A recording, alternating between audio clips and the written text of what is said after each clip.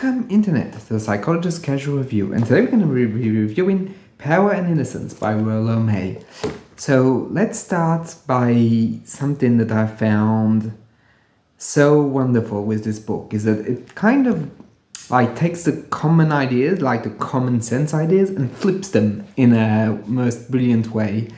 So in this whole book, the whole premise of May is that he's going to use the sentences we've heard all our lives, like power corrupts, power is inherently evil, power is alienation itself, and he's going to completely get rid of them by saying that fundamentally every human needs power. Because what is power? At the very core, power is the human birthright, as he says. Every human, every individual has to feel that he can and will impact the world in any way, shape or form, be it in relationship, in interactions, in creativity, and so on and so forth. So power is not inherently evil for May, and it even becomes an essential point in human existence, because it's the power to be, in a way, and that being cannot be decorrelated, meaning separated from power. And in this book, and what makes it so beautiful, is going to go through a parallel between power and innocence, and the different types of power and the different types of innocence. So I'm going to roughly go through all the data of this book in a casual way, because this is a casual review after all, but a very interesting book. So what I found very, very important is that May is going to start by saying that the power is universal and innocence is also universal, but how we use them, how we express them, how we feel them, that's very subjective.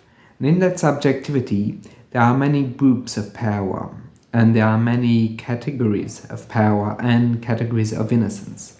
So the first one I want to talk about is how power can become violence. And that's a big point in the chapter, is that power that's denied, that's repressed, that is in a way broken by another form of power, turns into violence. And that's one of May's big points in the book, is that violence inherently is not the expression of power, but the lack thereof.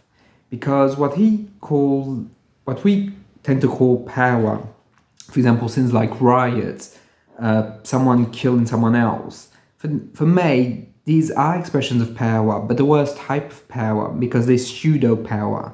It's because those people who basically harm others, break others, manipulate them, extort them, those people have been denied in their very own being. Who they were was completely brushed aside, broken, or even sometimes belittled. And that all those negative feelings are going to fester in the mind and in the hearts of those individuals. And it's going to express itself through acts of sheer violence instead of being expressed in a good, aggressive way. And that's another point that I found very interesting and virtually essential nowadays, is to point out that aggression is necessary, because aggression is a way of protecting oneself and also asserting oneself into the world. Something that isn't lost on May, because he really points out that aggression is fundamentally a good thing, and it avoids violence in a strange, paradoxical way, because once we are able to verbalize something, to talk about something, to even speak about our hatred, that hatred then can be transformed, that can be modulated within the relationship. It's not some unknowable, it becomes something in our communication that touches someone else, that is able to influence them. And in that influence, there is something that is gained and that averts violence rather than creates it. And I think in our day and age, it's fundamental, because so many people have forgotten this. And in May's time, it was also the case. People forget that aggression and violence are, even if there is a link, they're both on the same spectrum, they're not the same. And that aggression can be healthy, it can be necessary.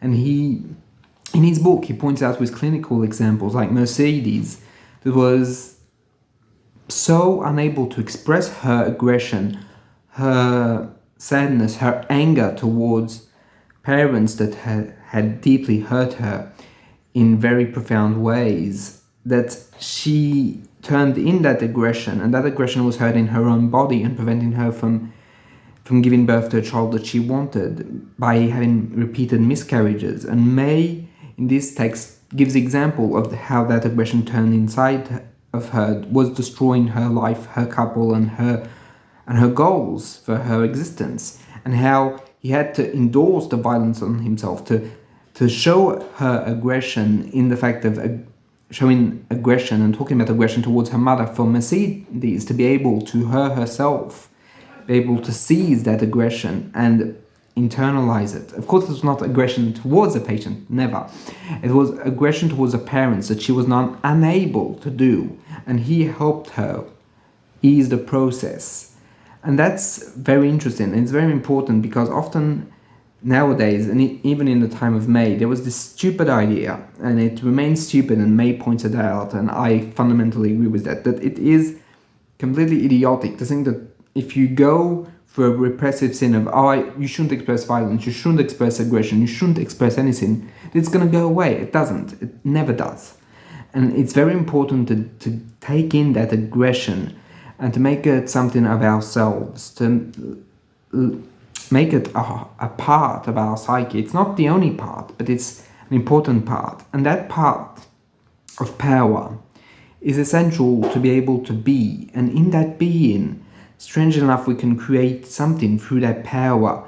And that power can also be expressed in love, because in a way, when we love someone else, we are impacting them. We are creating something new within a relationship. And that's power. Love is power. Very interestingly enough for May. And that's something I found very, very fundamental in the book. And he also talks about a concept that I find very interesting, which is his idea of pseudo-power. Pseudo-power is when people resort to violence. Not because they have power, they only have the illusion of power. It's because basically they're powerless, and because they're powerless, they're going to brutalize people to get what they want. Instead of trying to use power, they're going to resort to violence. So fundamentally, very, very interesting.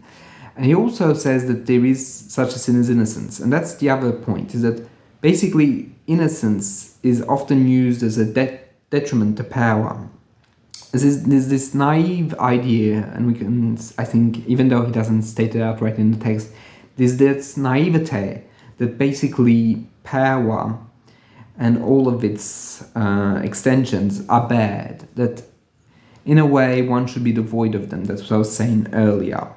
But this innocence is also unfortunately based in some infantile ideas of law and order being good manifestations of power, and the individual power being some form of bad, except when we're talking about money and, in a way, the capitalist system, where it becomes good. But having power, disrupting the system, that is seen as bad by those, what he calls pseudo-innocent people, that they are trying to turn power into an all-evil when it tries to upset the system. And May here is very, very progressive. Like, I was not expecting such a progressive individual in this book. He really stands with people of ethnic minority, notably black people, which he talks a lot about in the book, saying that they've been deprived of their power through slavery, through abuse, through the denial of their rights, and it's something that they have to fight back against by using their power now. And that power frightens the system, because basically it's the re-emergence of who they are, of their state of being recasted again when it was forgotten or repressed or even oppressed. And that fundamental aspect of the text is that you can't deny them their power, and you can't say, well, you should do it like, let's say, white people, WASPs, do it, because that's basically being pseudo-innocent, because you know full well of all the history that was behind them. They can't just go for that etiquette, because that's not how it works. They have to reinstate who they are, and that has to go through some acts of aggression, not necessarily violence, but aggression towards the system in order to have a place. That's very interesting, and it's very, very contemporary. And unfortunately, I mean, the book is very good, but I felt that how little we progressed, because basically we're still in the same problem of people not having a place, or not having the place they deserve or have. We're still in the same struggles, and that same struggleness is, I think, something that's very saddening when you read the book, because you're like, oh well, it's exactly the same. And he talks about police violence and police brutality, showing us it's nothing new. I mean, if he wrote about it in the 60s and 70s, I mean, it's 50, 60 years ago, and we're still there. And I mean, it's incredible. And he also, very interestingly enough, presents us with the fact that people who have antisocial personalities, well, there's on both sides. Yes, the rioters might break, hurt, and harm people, but psychologically, they're the same as the people that's stopping them.